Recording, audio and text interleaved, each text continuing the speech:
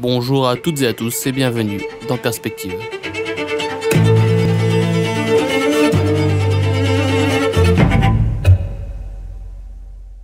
Durant la très grande majorité de ma vie, on m'a qualifié de pessimiste. Je ne jette pas la pierre à ceux qui m'ont vu de la sorte, mon discours a pu, et peut toujours, laisser penser ça de moi. J'ai cette fâcheuse tendance à vouloir régler les problèmes. Et pour ce faire, il faut les identifier, les décortiquer. Alors forcément, je passe pour quelqu'un qui ne s'attarde et ne voit que le verre à moitié vide. La vérité, que j'ai moi-même mis du temps à saisir, c'est que je cherche à faire tendre mon environnement vers un idéal. Autrement dit, je cherche à améliorer les choses, sans arrêt. Et il apparaît donc logique que je cherche à saisir les dysfonctionnements pour les résoudre. Cette idéologie qui me sert de cap s'ajuste au fur et à mesure du temps et des expériences que j'engrange, mais elle est globalement restée la même. C'est de ça que j'aimerais vous parler aujourd'hui. Le concept de l'idéologie et le regard que l'on porte sur ce dernier. Ça ne sera pas long. Attardons-nous quelque peu sur la définition de l'idéologie. Initialement, il s'agissait de la science des idées, des concepts. Puis c'est devenu l'ensemble des idées, des croyances et des doctrines d'une époque, ou d'un groupe social.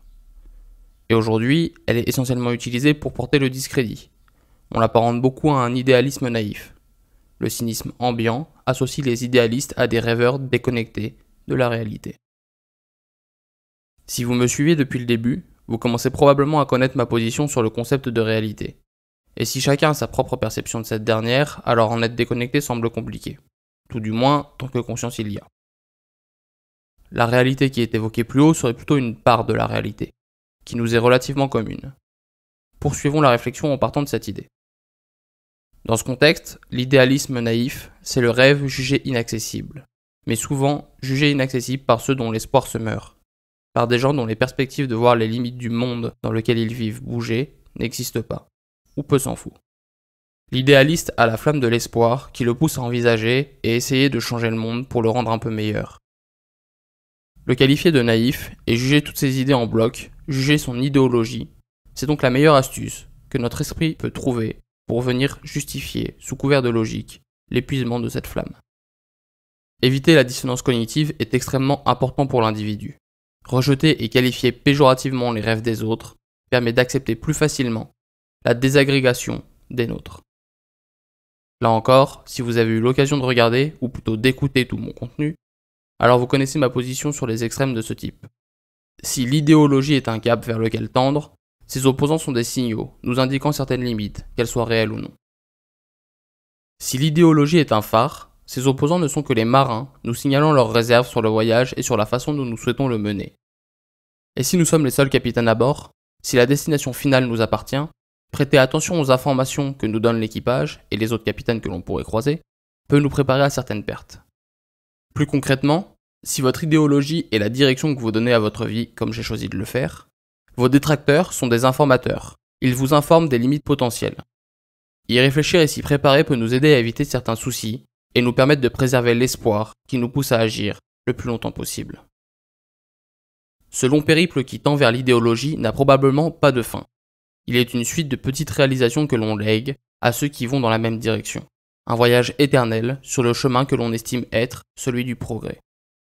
Certains se perdent, d'autres finissent par s'arrêter en comprenant qu'ils n'en verront jamais le bout. C'est selon moi la plus grande épreuve que vous aurez à surmonter. Réussir à préserver la flamme qui vous anime quand les océans déchaînés tenteront de la submerger de désespoir. L'idéologie est un rêve que l'on tente d'imprimer dans notre réalité, et par extension, lui donner une forme dans les réalités des autres personnes qui croiseront notre route. Un rêve qui par définition s'oppose ou à minima diverge de la réalité que l'on observe. Cette même réalité qui aura été forgée par l'histoire. Il n'y a alors rien de surprenant à ce que la tâche, même partielle, soit difficile.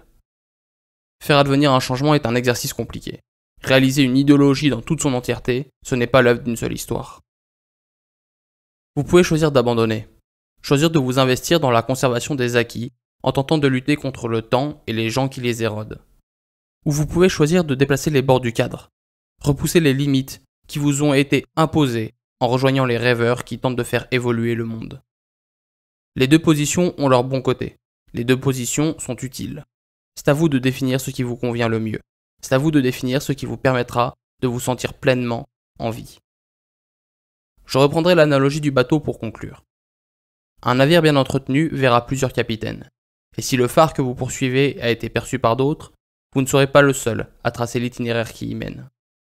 Des générations de marins, ainsi que de nombreux bâtiments braveront les flots pour tenter d'arriver à cette pointe lumineuse qui parfois dessine l'horizon. Les rêves, les désirs, les progrès, n'est-ce pas pour leur recherche que vous sillonnez les flots de l'existence? N'est-ce pas cette quête qui vous fait vous sentir vivant?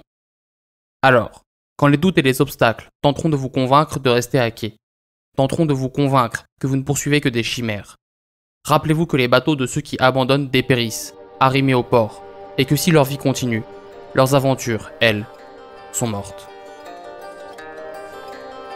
Merci pour votre temps.